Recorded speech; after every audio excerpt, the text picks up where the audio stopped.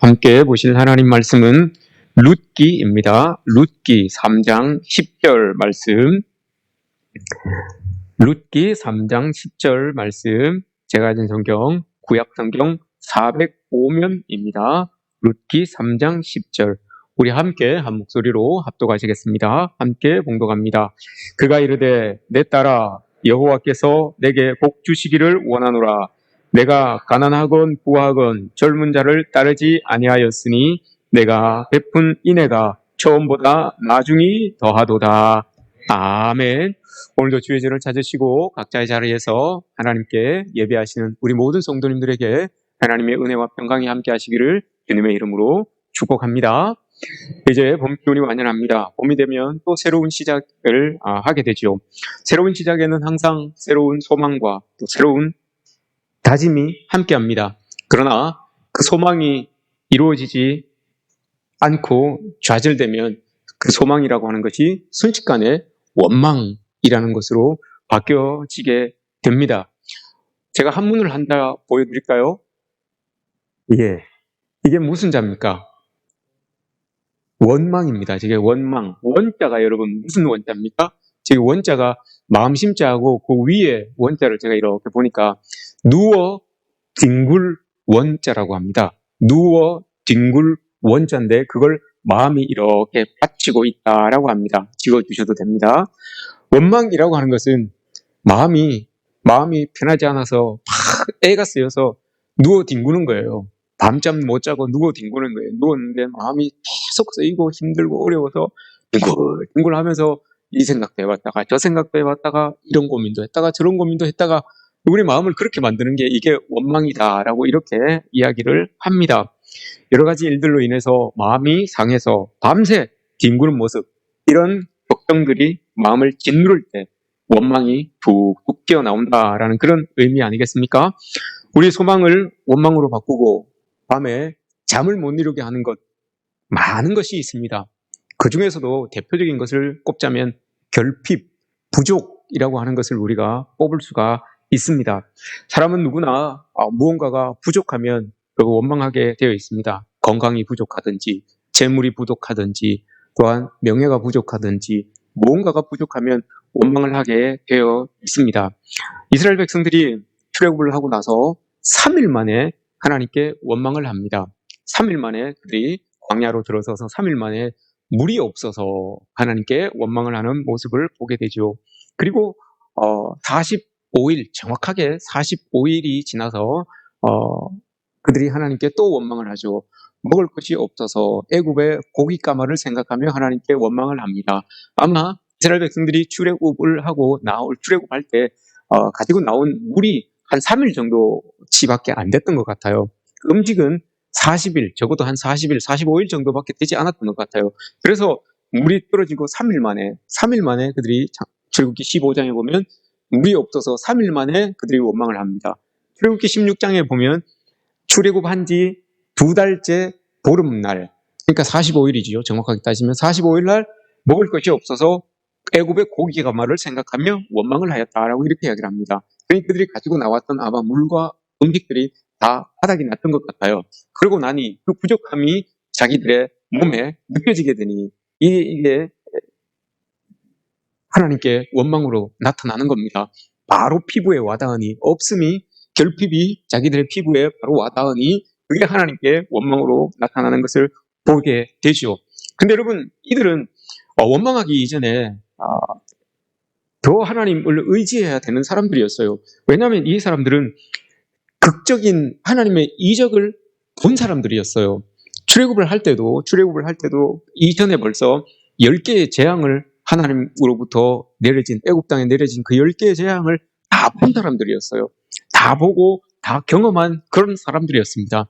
그리고 그것을 넘어서서 출애굽할 때 애굽의 강이 홍해가 쭉 갈라져서 그곳을 마른 땅처럼 걸어왔던 그런 사람들이었어요. 이런 사람들이었는데, 그리고 그 나오는 동지에 하나님께서 모세를 통하여서 그들에게 약속을 주셨죠. 너희들 여기를 떠나서 가나안 땅, 젖과 꿀이 흐르는 가나안 땅을 내가 너희들에게 약속해 주겠다라고 이렇게 약속까지 받은 백성이었습니다. 그러면 여러분, 이 사람들이 원망할 것이 아니라 뭔가 큰 기대를 가지고 있어야 되는 거예요. 큰 큰 이적도 보았지요. 홍해가 갈라지는 그 갈라진 현장을 자기들이 마른 땅을 걸어서 나왔지요. 나오고 있는 그들에게 하나님께서 가나안 땅이라고 하는 약속의 땅을 허락해 주셨죠. 그 약속을 가지고 있는 백성이었어요. 그러면 원망보다는 그들은 큰 기대를 안고 하나님께서 이끄시는 대로 그렇게 가면 되는 사람들이었죠. 여러분, 그들이 이런 기대를 할 수 있었을 거예요. 이들이 지금 원망을 했다는 것은 그 기대대로 안 됐다는 것 아닙니까? 그 기대대로 안 됐기 때문에 원망을 하는 거예요. 그러면 그들의 기대는 이렇다 할 수 있었어요. 하나님께서 우리를 출애굽시키셔서 가나안 땅이라고 하는 것을 약속해 주셨으니 출애굽 딱 하자마자 출애굽하려고 문을 딱 열고 나오면 출애굽의 출구가 바로 가나안 땅, 젖과 꿀이 흐르는 가나안 땅의 입구가 아닐까, 이렇게 생각을 했겠죠. 그런데 출애굽의 문을 딱 열고 출구를 통해서 딱 나왔는데 바로 가나안이라고 하는 젖과 꿀이 흐르는 땅이라고 하는 그 입구가 아닌 거예요. 그 입구를 가기 위해서는 아주 긴 광야의 기간을 걸어가야 되는 거예요. 그러다 보니 원망이 나오는 것 아니겠습니까? 기대하기는 이 출구를 딱 열고 나가면 바로 입구인 줄 알았는데, 가나안 땅의 입구인 줄 알았는데 그게 아닌 거예요. 저 입구까지 가려고 하니까 너무 긴 시간, 너무 오랜 시간을 험한 광야를 지나서 가야 되는 그런 상황에 맞닥뜨리게 된 거죠. 그러니 원망이 나온 거예요. 기대했던 것이, 소망했던 것이 깨지니까, 기대했던 것이 이루어지지 않으니까 원망이라고 하는 것이 뚝뚝 뛰어오르는 그런 이스라엘 백성들의 모습을 보게 되는 거죠. 모든 여러분 탈출이라고 하는 것에는 소망과 기대가 있습니다. 여러분들도 그렇지 않습니까? 우리 모두가 그렇잖아요. 하나님께서 내 이 건강만 회복시켜 주시면 어떻게 할 텐데, 소망이 있어요. 이것만 어떻게 해주시면 어떻게 할 텐데, 소망이 있어요. 이 사업만 잘 되게 해주시면 이렇게 할 수 있을 텐데, 소망이 다 있어요. 우리 자식이 좋은 대학만 가면 이렇게 할 텐데, 다 있어요. 우리 사업이, 내 기업이 좀 잘 되면, 진급을 좀 하면 이렇게 할 텐데 라고 하는 그런 소망과 그런 기대, 모든 출구에는 그런 기대와 소망이 다 있습니다.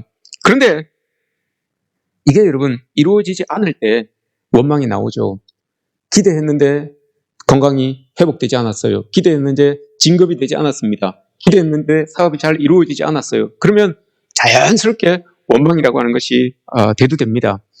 이스라엘 백성들을 향하여서 하나님께서 가지고 있었던 그 목표는 출애굽과 젖과 꿀이 흐르는 땅에 들어가게 만드는 것, 이게 궁극적인 목적이 아니었습니다. 하나님께서 이스라엘 백성들에게 품고 계셨던 그 궁극적인 목적은 이들이 오랜 기간 동안 애굽에서 몸담고 살아가면서 잃어버렸던 그 하나님을 찾아주는 것이었고, 하나님의 백성답게, 또 하나님을 믿는 사람들답게 언약의 백성으로서 다시 태어나게 해주시는 것, 이게 하나님의 궁극적인 목적이었어요. 출애굽을 시키고 가나안 땅을 허락하시 주신 궁극적인 목적이 이거였단 말입니다. 풍족한 것으로만 따진다면 애굽 땅과 가나안 땅은 여러분 비교도 안 돼요. 애굽 땅이 그냥 있는 게 더 나아요. 풍족한 것으로 따지자면. 그러면 하나님께서 애써 굳이 애굽에서 나와서 가나안 땅, 더 먼 가나안 땅까지 이끌어 주실 이유가 없어요. 그냥 하나님께서 애굽에 있는 바로를 싹 제거해 주시고 거기에 그냥 이스라엘 사람들의 터전을 삼으면 되는 거예요. 그러면 애굽 땅에서 가나안에 약속하였던 젖과 꿀이 흐르는 그것보다도 더 좋은 환경을 가지고 살아갈 수가 있게 되는 거죠. 창세기 13장에서 아브라함과 롯이 헤어질 때 롯이 여러분 선택한 땅이 있죠. 그 땅을 뭐라고 표현을 합니까, 여러분? 그 땅을 묘사하기를 하나님의 동산 같고 애굽 땅 같더라라고 이렇게 이야기를 하죠. 그건 풍족함과 아름다움, 풍성함의 대명사로 쓰이는 말이에요. 애굽 땅과 같았더라, 하나님의 동산 같았더라라고 하는, 그만큼 애굽 땅이 여러분 기름지고 풍성하다는 것이에요. 다른 세계 모든 것이 다 가뭄이 들고 기근이 들어도 애굽 땅은 기근이 들지 않는 땅이에요. 그래서 많은 사람들이 아브라함도 이삭도 야곱도 다 나중에 기근이 들었을 때 애굽 땅으로 내려가는 이유가 그거였어요. 애굽 땅에는 기근이 안 들어요. 딴 데는 다 기근이 있어도 그만큼 풍성하고 풍족한 땅이 애굽이었어요. 풍성하고 풍족한 땅을 두기 위하여서 하나님께서 이스라엘 백성과 약속을 하였다면 여러분 굳이 하나님은 애굽 땅에서 이끌어내실 이유가 없어요. 그러나 그게 아니기 때문에 하나님께서는 애굽 땅에서 이스라엘 백성들을 끄집어낸 거예요. 하나님의 백성을 만들기 위하여서, 언약의 백성을 만들기 위하여서 하나님께서 그들을 애굽에서 끄집어내셨다는 겁니다. 하나님께서 이렇게 주신 그 가나안 땅, 약속의 땅까지 가기 위해서 새로운 백성으로서, 새로운 하나님의 사람으로서 살아가게 되기까지는, 그 새로움이 이스라엘 백성들에게 주어지기까지는 여러분 거쳐야 되는 과정이 있습니다. 견뎌야 되는 과정이 있습니다. 이때 소망이라고 하는 것은 그 과정에서 일어나는 모든 어려움들을 견디게 해주는 원동력이 되지만, 이 소망이 없어지고 원망이 이렇게 생겨나면 여러분 그 과정 속에서 자꾸 하나님과 멀어지게 만들고 하나님의 손길을 거부하게 만들어요. 이게 소망과 원망의 차이예요. 똑같은 목표를 향하여서 우리가 나아갈 때 소망을 가지고 있는 사람은 과정 속에서 일어나는 일들, 어려운 상황들을 하나님을 더욱더 의지하는 계기로 삼고 사는 사람들이 되는 것이고, 원망을 가지고 있는 사람들은 자꾸 하나님을 그 과정 속에서 밀어내요. 하나님의 도움을 자꾸 밀어내는 그런 사람들이 됩니다. 이게 소망을 가진 사람과 원망을 가진 사람의 큰 차이라고 할 수 있습니다. 원망이 그냥 원망이 아니라, 그 원망이라고 하는 것은 확장성이 있어요. 나에게서 끝나는 게 아니에요. 민수기 20장에 말씀을 보시면 이스라엘 백성들이 하나님께 원망을 합니다. 이스라엘 백성들이 목도 마르고 배도 고프고 힘들어요. 민수기 20장에 이스라엘 백성들의 상황이 이렇습니다. 목도 마르고 배도 고프고 힘도 들고 삼중고를 지금 겪고 있는 상황이에요. 근데 그 사람들이 하나님을 향하여서, 모세를 향하여서 뭐라고 이렇게 이야기를 하는가 하면 이렇게 말합니다. 우리 형제들이 여호와 앞에서 죽을 때 우리도 죽었더라면 좋을 뻔하였도다. 하나님을 향하여서 이렇게 이야기를 하는 거예요. 하나님, 내가 배고픕니다. 내가 목마릅니다. 내가 힘듭니다. 이렇게 말해도 돼요, 여러분. 하나님께 이렇게 말해도 돼요. 그게 실상이고요. 그게 현실이고요. 그런데 하나님 들어보십시오. 그때 우리 형제들 죽을 때, 우리 동족들 죽을 때 차라리 우리 지금 상황이 이럴 것 같으면 우리도 그때 다 죽었으면 얼마나 좋았겠습니까? 이렇게 이야기를 합니다. 참 못되게 말을 해요. 그래서 듣는 사람들이 그 말에 여러분 다 동요할 수 있는 그런 말을 해요. 참 이건 듣는 사람들 마음이 아프겠죠. 특별히 리더로 있었던 그 모세의 마음이 여러분 어땠겠습니까? 지금까지도 계속 원망하고 불평하고 했던 그 사람들인데, 이제는 그 불평이 극에 달아서, 원망이 극에 달아서 하나님을 향해서 차라리 하나님, 그때 우리 다 죽었으면 좋았을 텐데 왜 우리 여기까지 이렇게 이끌어 주셨습니까? 이렇게 원망을 하는 거예요. 배고픕니다. 하나님 배고픕니다. 목마릅니다. 힘듭니다. 이 말을 여러분 그렇게 하는 거예요. 어떻습니까, 여러분? 여러분, 제가 좀 배가 고픕니다. 여러분, 제가 좀 목이 마릅니다. 이렇게 여러분들에게 이야기하는 거 하고, 여러분들에게 제가 그때 내가 확 죽었어야 됐는데, 죽어야 이렇게 됐었는데, 배고파, 진짜. 이렇게 여러분들한테 이야기를 하면 여러분 어떻겠습니까? 듣는 사람들이. 원망이 여러분 이런 거예요. 그러면 다 동요해요, 여러분. 다 사람들이, 그 말을 듣는 사람들이 다 동요하는 거예요.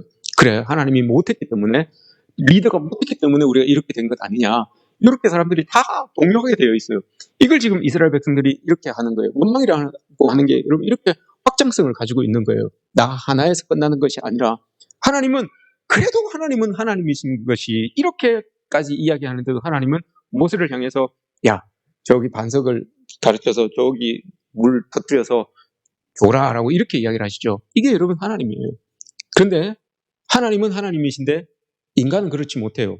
모세도 여러분 마음이 상했어요. 그 소리 듣고. 그때 우리 다 죽었으면 좋았을 텐데, 그런 이야기를 들으니까 지금까지 그들을 이끌어준 그 모세는 여러분 마음이 상했어요. 모세도 마음이 상했어요. 그래서 모세가 뭐라고 합니까? 하나님의 명령에 자기의 감정을 더해요. 하나님은 그냥 이렇게 지시해서 물을 터뜨려 주라고 했는데, 모세도 인간인지라 지팡이로 반석을 2번을 내리때립니다. 그래서 물이 터져서 주지요. 그래서 물이 터져서 줍니다. 인간의 감정을 거기에 더한 거예요. 제가 지난번에 말씀드렸죠. 어떤 신학자가 이야기했다 그랬죠. 모세가 사실 지팡이로 반석을 2번 내리친 게 아니라 뭐라고요? 그걸로 사실 성도들이 아니지. 오해하지 마십시오. 이스라엘 백성들의 신체의 어느 부위를 내리치고 싶었던 그런 마음이 있었다라고 이렇게 이야기를 하죠. 그 마음이에요. 그런 원망이 모세에게도 전가된 거예요. 그러니 모세의 감정이 상할 수밖에 없는 겁니다. 여러분 한번 생각해 보십시오. 여러분들도 원망이 될 때가 있습니다. 우리 모두가 원망이 될 때가 있고 불평이 될 때가 있어요. 그런데 한번 생각해 보십시오. 여러분 그렇게 말을 독하게 해야 되겠습니까? 여러분들의 남편한테 그렇게 독하게 말을 해야 되겠습니까? 원망이 돼도 왜 당신은 요만큼밖에 못 보러 왔어 하면서 독하게 말을 해야 되겠습니까? 반대로 여러분들의 남편은 우리 아내분들에게 그렇게 여러분 독하게 말을 해야 되겠습니까? 자녀들에게 여러분 그렇게 독하게 말을 해야 되겠습니까? 이게 다 상처가 되는 거예요. 말은 안 하지만, 표현은 안 하지만 이게 다 상처가 되는 거예요. 왜 여러분 그리스도인들이 이렇게 해야 됩니까? 이럴 이유가 전혀 없어요. 분노의 마음이 담겨져 있는 그런 행동, 그런 말들 여러분 안 해도 됩니다. 요즘 바이러스가 여러분 그렇게 이야기를 하죠. 전염성이 높아질수록 독성은 떨어진다라고 이렇게 말합니다. 또한 전파력이 빠를수록 강도도 약해진다라고 이렇게 이야기를 하죠. 바이러스는 여러분 그렇습니다. 그런데 원망은 그렇지 않아요. 원망은 빠를수록 확장성도 넓어지고 강도도 세집니다. 이게 원망이에요. 그렇다 보니 말로 해도 될 것을 여러분 반석을 내리치게 되는 그런 일들이 일어나는 거예요. 이 확장성이 강하기 때문에 그런 거예요. 원망은 괜히 여러분 말로 해도 될 것을 지팡이를 들어서 반석을 내리치게 되는 그런 일들, 그런 행동들이 벌어질 수가 있는 거예요. 아유, 싸워도 될 걸 왜 말로 하십니까? 아유, 주먹질해도 될 걸 왜 말로 하십니까? 이게 아니에요, 그죠? 아유, 말로 해도 될 걸 왜 싸우십니까? 왜 큰 소리 냅니까? 이게 그리스도인들의 모습이 되는 거죠. 원망이 여러분 사람을 이렇게 만드는 거예요. 말로 해도 될 걸 괜히 싸우게 만들고 반석을 2번 내리치게 만드는 그런 일들이 일어나면 안 되죠. 이런 원망에서 벗어날 수 있는 길은 한 가지밖에 없습니다, 여러분. 하나님의 신실하심, 변함없이 우리를 사랑하시는 그 은혜, 이걸 여러분 우리가 의지하고 경험하고 확인하는 일밖에는 없습니다. 하나님의 신실하심이 우리를 덮어주시고 하나님의 사랑이 우리를 덮어주지 않는 이상 여러분 우리가 우리의 마음속에서 원망을 잊고 살기는 참 어렵습니다. 일본에서 유학을 하였던 이수정이라는 분이 있어요. 이분이 우리 토기 한국 교회 기독교 역사를 보면 이분이 등장하는데 어떻게 등장하는가 하면 이분이 일본에 유학을 갔다가 그곳에서 하나님을 만나게 됩니다. 그래서 이분이 일본 말로 되어 있었던 그 성경을 한국어로 번역을 합니다. 다가 아니고 마태복음 하나만 번역을 합니다. 그 번역본을 가지고 선교사들이 우리나라로 들어오죠. 그래서 이분이 초기 한국 기독교 선교사의 이수정이라고 하는 이분이 등장을 해요. 이분이 먼저 믿고 번역을 해서 그 번역본을 가지고 선교사들이 우리나라에 들어왔다. 참 공이 크다라고 이렇게 이야기를 합니다. 이수정이라고 하는 분이 쓴 글이 하나 있습니다. 오늘 한문을 많이 보는데 하나 더 보여드리겠습니다. 너무 커서 잘 안 보이죠? 조금 줄이면 제 앞에 있는 게 유자입니다. 유자. 제가 읽어드릴게요. 그냥 인유 신심. 너무 커서 잘 안 보이죠? 저기 줄이지 못하죠. 인유 신심 여목 유근이라는 말입니다. 위에 있는 말이 인유 신심 여목 유근이라는 말입니다. 사람에게 신심이 있다는 것은, 믿음이 있다는 것은 나무에 뿌리가 있는 것과 마찬가지입니다. 그리고 뒤에 부류인내 근고목위, 부류인내 근고목위. 그러나 인내가 없으면 그 뿌리가 쉽게 마르고 나무가 시듭니다. 이런 의미예요. 조금 작게 해서 나중에 한번 띄워주십시오. 인유신심 여목육은 부류인의 근고목위. 나무에 신앙을 가지고 있는 사람이라면 나무에 뿌리가 있는 것 같습니다. 신앙이 있는 사람은 나무에 뿌리가 있는 것 같습니다. 그러나 신앙이 우리 존재의 근본이라고 할 수 있지만 그 신앙에, 우리가 믿고 있는 그 신앙에 인애라는 말이 없으면, 인애라고 하는 그 감정이 우리의 속에 없으면 그 나무는, 그 뿌리는 쉽게 마르고 나무는 쉽게 시듭니다 라고 이렇게 이야기를 해요. 그만큼 여러분 하나님의 인애, 하나님의 긍휼하심이 우리의 속 사람에 꼭 들어 있어야 된다라고 하는 것을 말하고 있습니다. 이 인애, 그럼 신앙의 근본이라고 하는 이 인애라고 하는 이 단어가 구약 성경에서는 긍휼이라는 단어로 쓰입니다. 헤세드라고 하는 긍휼이라고 하는 단어로 쓰입니다. 하나님의 긍휼, 하나님의 자비하심, 이게 여러분 인애예요. 이게 신약 성경에서는 어떻게 쓰입니까? 어떤 단어로 쓰이겠습니까? 예수 그리스도의 사랑, 아가페라고 하는 단어로 쓰여요. 인애라고 하는 말이 구약에서는 긍휼, 신약에서는 사랑이라고 쓰여지는 게 이 인애라고 하는 말입니다. 오늘 우리가 읽은 이 본문에서 하나님의 신실하심, 이 인애, 긍휼, 사랑이라고 하는 이 단어를 몸소 실천하고 살았던 사람들이 이 룻기에서 등장을 합니다. 룻기의 주인공은 3명입니다. 나오미, 룻, 보아스, 이 3명인데 이 3사람에게서 공통적으로 나타나는 공통점이 있어요. 첫 번째, 이 사람들은 결핍이 있는 사람들입니다. 나오미, 룻, 보아스, 주인공이었지만 여러분 이들은 결핍을 가지고 있었던 사람들입니다.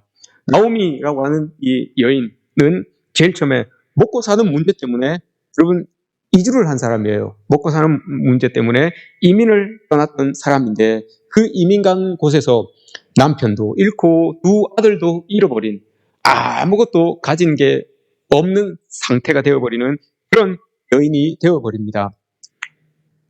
그리고 그곳에서 외국인 며느리들을 맞이하게 되죠. 룻과 또 다른 한 며느리들을 맞아 드리게 됩니다. 아무것도 이제 가진 게 없는 그런 여인이 되어서 이제 고향 땅으로 내가 돌아가야 되겠다라고 이렇게 다짐하는 사람, 이게 나오미입니다.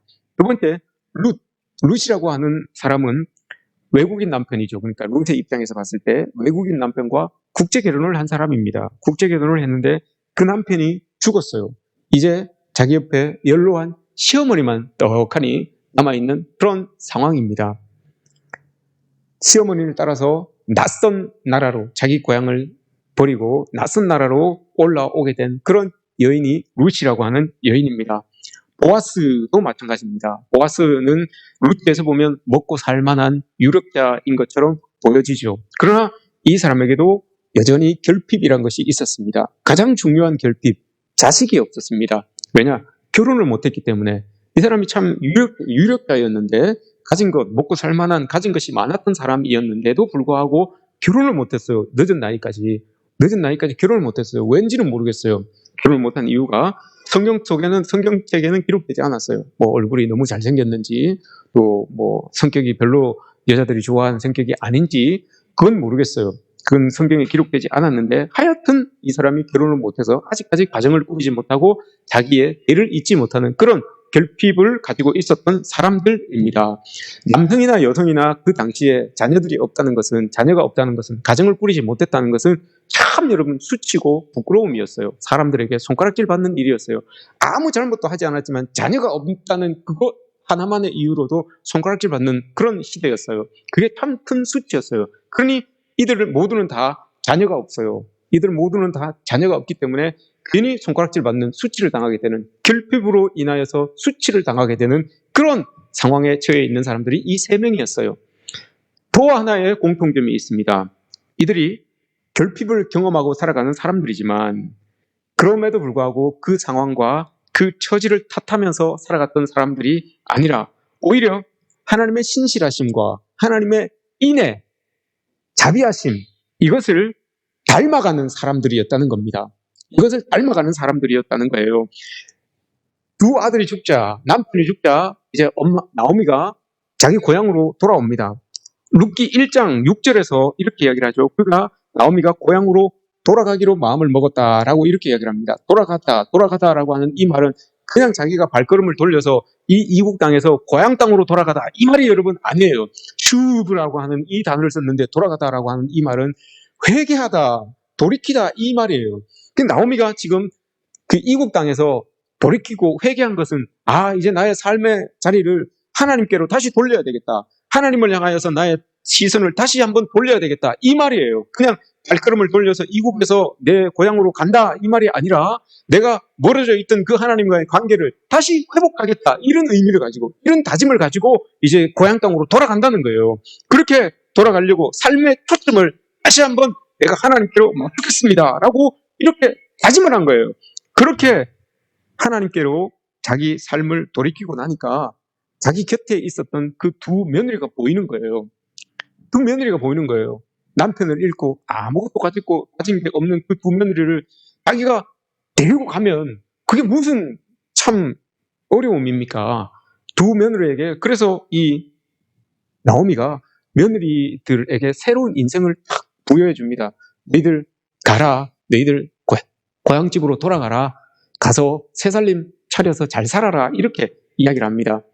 하나님께로 여러분 초점을 딱 맞추고 난 이 나오미가 다른 사람들의 그 전까지만 해도 모든 초점이 나 중심이었어요. 나 중심이었기 때문에 잘 살기 위하여서 그곳으로 내려갔고, 그곳에서도 여러분 아들도 죽고 남편도 죽었지만 자기 며느리들을 꼭 쥐고 있었던 거예요. 내 중심으로서의 삶을 살았기 때문에. 그런데 하나님께로 돌아갈 마음을 가지고 하나님께로 삶의 초점이 딱 맞춰지니까 나만 보이는 것이 아니라 주변의 사람들도 보이는 거예요. 주변에 그 어려운 상황 속에 있는 두 며느리가 보이니 그들에게 이제 자유를 선포하는 거죠. 그래, 너희들도 하나님의 인애를 얻어야 되는 사람들이고 긍휼을 얻어야 되는 사람들이니 너희들 고향으로 돌아가라라고 이렇게 자유를 선포해 줍니다. 하나님을 경험한 사람들, 여러분 하나님에 대한 경험이 있는 사람들은 반드시 자기의 관점을 벗어나서 다른 사람의 입장을 관찰하는 모습을 가지게 됩니다. 보아스처럼, 나오미처럼 자기에게만 꽉 이렇게 집중해 있던 그 시선이 사람들에게로 이렇게 퍼져가게 되는 것을 봅니다. 하나님의 은혜를, 하나님께로 삶의 초점이 맞춰지게 되니 그렇게 되는 거예요. 그래서 나오미는 두 며느리에게 새로운 인생을 시작할 수 있는 기회를 허락하는 거예요. 이게 여러분 쉽지 않습니다. 쉬운 게 아니에요. 그들을 딱 놓아버리면 자기 혼자거든요. 그 어려운 상황들을 자기 혼자 감당해야 되는 거예요. 그럼에도 불구하고 두 며느리에게 자유를 이렇게 허락하는 것을 봅니다. 자기 삶보다 아직까지 창창하게 남아있는 그 삶이 많은 두 며느리를 먼저 생각해주는 그 나오미의 마음, 이게 여러분 하나님의 인애라는 거예요. 이게 긍휼이라는 거예요. 이게 하나님 예수 그리스도의 사랑하심 아가페라는 거예요. 자기 자신을 사랑하는 것보다, 자기 자신을 돌보는 것보다 남들을 사랑하여서 죽기까지 하시는 그 예수 그리스도의 사랑, 이게 여러분 지금 나오미가 가지고 있는 그 인애, 그 긍휼이라는 거예요. 이게 우리의 마음속에, 그리스도인들의 마음속에 있어야 된다라고 하는 것 아니겠습니까? 나태주 시인, 우리가 잘 알죠. 자세히 보아야 예쁘다, 오래 보아야 사랑스럽다, 그거 한 시인인데, 그 시인이 여러분 이런 시를 썼어요. 여행의 끝이라고 하는 짧은 시입니다. 이 사람 시는 참 특징이 짧아요. 그래서 외우기가 참 쉬워요. 그 시 중에 이런 게 있어요. 걱정은 내 몫이고 사랑은 내 차지다. 걱정은 내 몫이고 사랑은 내 차지다. 이게 시예요. 걱정은 내 몫이고 사랑은 내 차지다. 이게 아니라 걱정은 내 몫이고 사랑은 내 차지다. 어떻습니까, 여러분? 세례 요한이 예수님을 향하여서 고백하고 난 다음에 그렇게 이야기를 하잖아요. 그는, 요한복음 3장 30절에서 그는 흥하여야겠고 나는 쇠하여야 하리라. 그죠? 걱정은 내 차지고 걱정은 내 몫이고 사랑은 내 탓이다. 이게 여러분 세례 요한의 고백 아니겠습니까? 하나님은, 예수 그리스도는 흥하여야 되고 나는 자꾸 쇠해서 예수 그리스도만 드러나는, 하나님의 긍휼이 있는 사람들은 이런 마음이 있어야 된다는 거예요, 여러분. 걱정은 네 몫이고 사랑은 내 차지다. 이게 아니라 하나님의 긍휼하심과 그리스도의 사랑을 경험한 사람은 이런 마음, 걱정은 여러분 걱정하지 마십시오. 제가 걱정 다 하겠습니다. 그러나 여러분 사랑은 여러분들이 다 하십시오. 이 마음이에요, 여러분. 그죠? 한번 해보십시오. 여러분들이. 모르겠습니까? 다 모르겠습니까? 걱정은, 사랑은, 다시 하세요. 걱정은 할 때는 이렇게 하시고, 사랑은 할 때는 이렇게 하시면 됩니다. 걱정은 내 몫이고, 사랑은 네 차지다. 이게 여러분, 교회의 모습이고, 하나님을 믿는 사람들의 모습이 이렇게 되면 얼마나 좋겠습니까? 그죠? 우리 교회가 여러분, 날마다 이렇게 되었으면 좋겠습니다. 그렇게 인애를 딱 베풀고 나니 그 인애가 이제 돌아옵니다. 그 인애가, 그 긍휼하심이 돌아와요. 그래서 끝나면 아무것도 아니겠죠. 근데 이게 돌아와요. 그렇게 룻에게 시어머니가 딱 이렇게 인애를 딱 베풀고 나니 그 룻이 그 인애를 되받아칩니다. 어떻게 받아칩니까?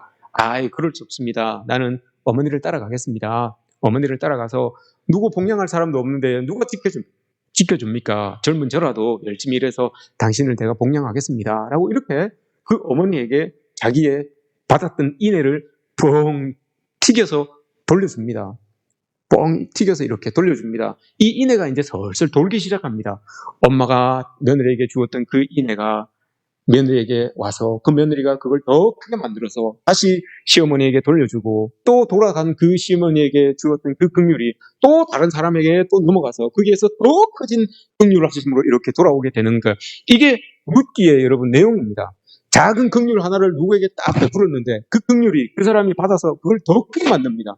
더 크게 만든 그걸 또 다른 사람에게 또 넘기고 그 넘어간 긍휼이 또 누구에게 넘어오고 결국 나에게 넘어올 때는 이렇게 보낸 그 긍휼이 이만한 긍휼이 되어서 나에게 돌아오는 그 내용, 그게 여러분 룻기의 내용이에요. 그리스도의 사랑이 이렇다는 것이요, 예수 그리스도의 사랑이 이렇다는 것이요, 하나님의 긍휼하심, 하나님이 우리를 향하여서 가지고 계시는 그 긍휼하심이 이렇다는 거예요. 우리가 받았으면 끝내는 것이 아니라 우리가 그걸 토스해 줍니다. 누구에게. 그럼 그걸 받은 사람이 또 키우고 그걸 또 다른 사람에게 토스해 주면 이게 또 더 커지게 되는 그런 일들이 일어난다는 거죠. 돌고 돌고 돌아서 계속해서 커진다는 거. 그래서 오늘 본문 말씀에서 이야기하는 것이 네 인애가 점점 더 커지는 처음보다 나중이 더하도다라고 이렇게 이야기를 하는 겁니다. 여러분, 우리가 이러하였으면 좋겠습니다. 여러분 모두에게 하나님께서 주시는 그 긍휼하심, 그 사랑이 1차적으로 마음속에 깊이 새겨지고 그것을 가지고 이제 사람들에게 그걸 나누어 줬으면 좋겠습니다. 걱정은 내 몫이고 사랑은 네 차지다 라고 하는 그 마음으로 여러분 그 인애를, 그 사랑을 이렇게 내주시면 그게 새끼를 치고 또 이렇게 눈덩이처럼 불어나서 그게 또 나에게 이렇게 돌아오는 거예요. 그러면 정말 큰 사랑들이, 정말 큰 은혜들이 우리의 삶의 자리를 이렇게 만들어 가는 것 아니겠습니까? 여러분, 우리 모두는 하나님의 인애를 다 경험한 사람들입니다. 예수의 사랑이 아니면, 하나님의 긍휼하심이 아니면 우리 모두가 여러분 이 자리에 앉아 있을 수가 없는 사람들이지요. 그러나 하나님의 인애로 인해서, 긍휼하심으로 인해서 우리가 이 자리에 앉아 있습니다. 이사야 49장에서 이렇게 이야기를 합니다. 여호와께서 사람들에게 멸시당하는 자, 백성에게 미움받는 자, 관원들에게 종된 자, 그들을 불러 여호와가 너희를 택하였음이니라 라고 이렇게 말합니다. 멸시받고 종되었던 자들, 선하게 여겨졌던 자들, 미움받던 자들, 그 사람들이 여러분 다 우리예요. 나 자신이에요. 그런데 하나님께서 우리를 긍휼히 여기셔서 불러주셔서 하나님의 백성 삼아주셨습니다. 그렇다면 여러분, 우리도 그 시선을 나에게만 꼭 두는 것이 아니라 그걸 사람들에게로 이렇게 돌릴 수 있는 그런 은혜로운 사람들의 모습이 우리에게 있어져야 되는 것 아니겠습니까?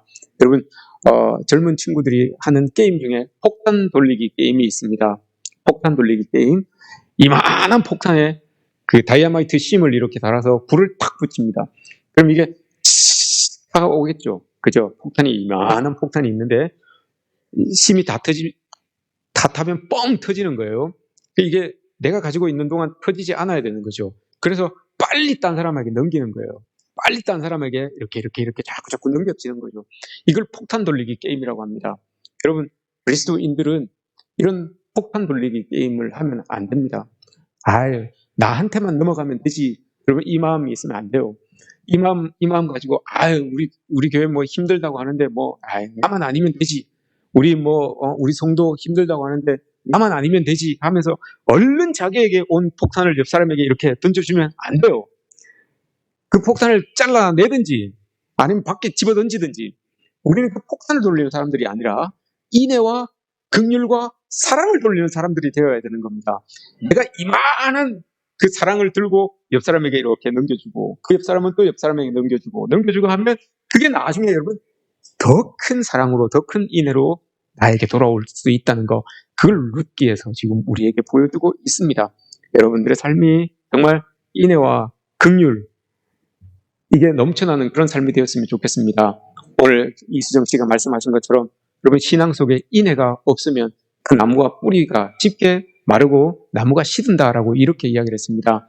여러분 우리가 우리의 마음속에 정말 하나님의 사랑과 예수 그리스도의 그 긍휼하심이 우리에게 있어서 우리는 마르는 나무가 아니라 시냇가에 심겨진 나무처럼 정말 열매를 많이 단 그 가지가 담장을 넘어가는 그런 나무, 그런 신앙인이 되시기를 축복합니다. 그래서 정말 그 나무 가지에, 여러분들 가지에 달려있어 있는 그 긍휼의 과일들, 사랑의 과일들을 사람들이 뚝뚝 따먹으면서 정말 기뻐하고 즐거워할 수 있는 은혜가 여러분들을 통하여서 이 땅에 또 우리 성도들에게 퍼져나가시기를 주님의 이름으로 축복합니다.